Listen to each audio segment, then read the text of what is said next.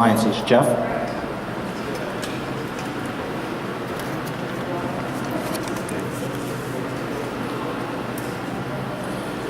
Good afternoon. On behalf of the NCAA, we just want to offer our thanks and congratulations to the hard efforts and the great work and the leadership that's from the University of Missouri, the St. Louis Sports Commission, and the Scottrade Center for what's poised to be just an outstanding 2012 NCAA Division I Wrestling Championships. We awarded this several years ago, and over the last 14 to 16 months, working collaboratively with the staffs here to arrange what's going to be a memorable event. It's always reassuring and comforting to know when there's operational excellence as provided by those two great entities, as well as this building, that we're able to focus on some additional opportunities to further enhance the student-athlete experience as well as our fans' experience. So beyond that, you'll have some exciting changes come later this week in the form of technology, in terms of how we're presenting the championships, in terms of what the presentation will look like around specifically Session 6 in our Parade of All-Americans. And so that can't be done easily, and certainly can't be done without the support and leadership of those here on the local organizing committee. So on behalf of the NCAA and the wrestling committee, I want to again thank University of Missouri and the St. Louis Sports Commission for what's going to be an outstanding week. Thank you, Jeff. Next, we'll bring up Frank Viverito. He's the president of the St. Louis Sports Commission. Frank?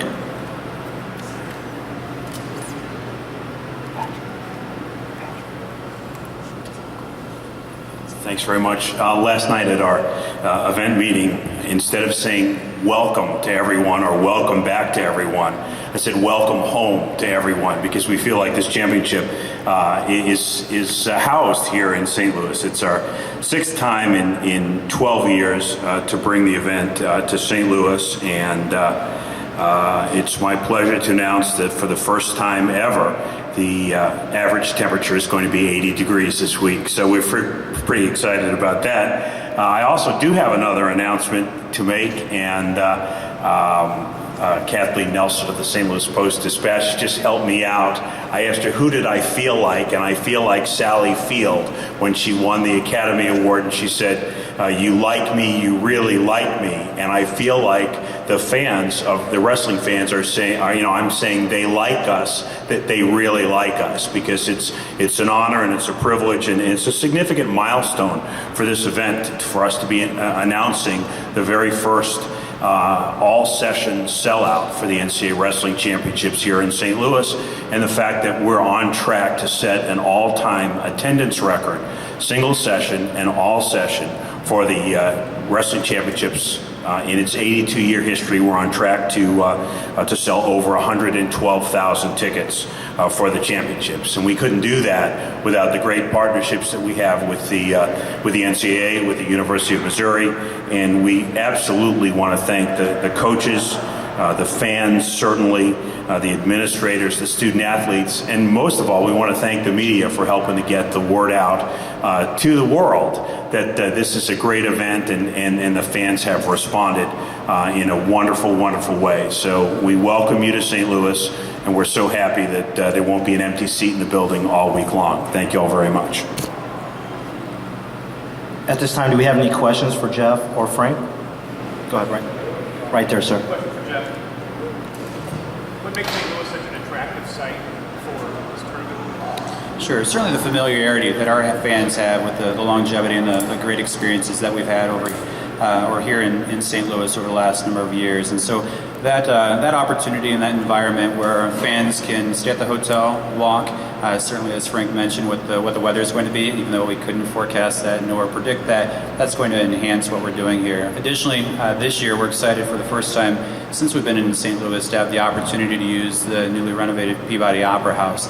That's going to dramatically change the environment for our fans while they're here in terms of being able to experiencing more NCAA programming, to experience interactives and presentations and demonstrations by our friends at USA Wrestling, at the NWCA, and then the coach's presentation. And so those elements in terms of having a compact presentation in terms of the environment that our fans are in, to be able to deliver those additional NCAA messages, and to be able to enhance their overall experience such that when they leave here, they want to come back to St. Louis again, as well as a future NCAA championship. St. Louis has definitely differentiated themselves as compared to some of the other cities that have hosted this event in the past or could potentially host in the future as well.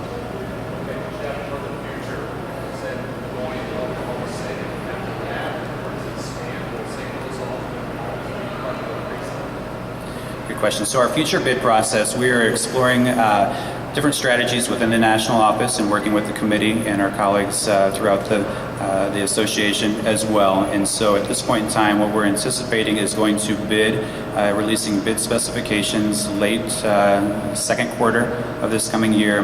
Have the opportunity for institutions and cities to offer responses this summer, and then be in a position to announce the 2015 and 16 championships this fall.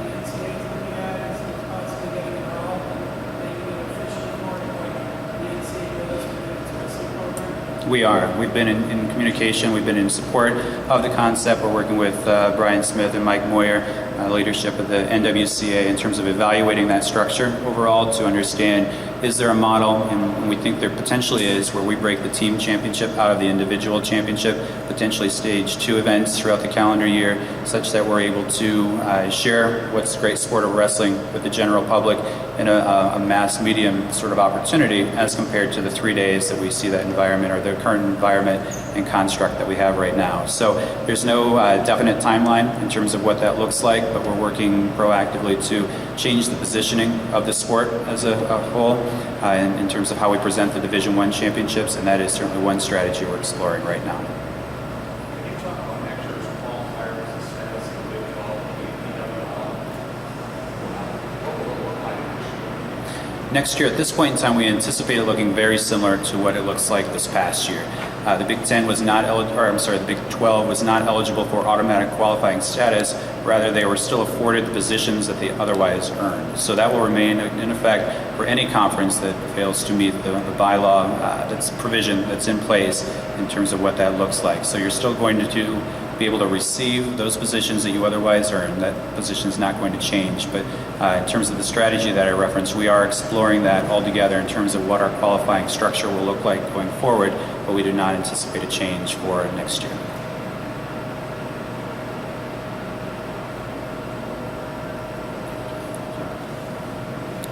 Thank you, Frank. Thank you, Jeff.